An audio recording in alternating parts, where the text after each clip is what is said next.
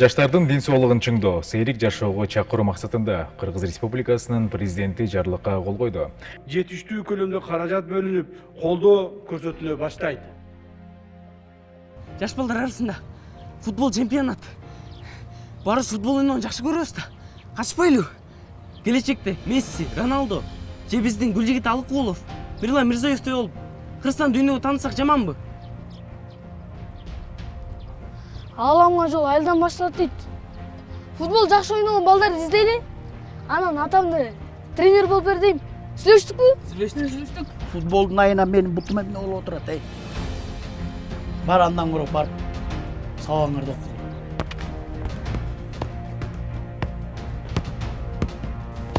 Bunчалыктын алып аласың өзүңө окшошту. Сага эмне жок? Бирок бүгүн ойногондорун көрүп, алдыга койгон максаттарын көрүп, менде да үмүт пайда болду. Балдарын чемпион болсун десеңиздер, 13 марттан баштап Кыргызстандын бардык кинотеатрларына үй бүлөңүздөр менен келип көрүңүздөр.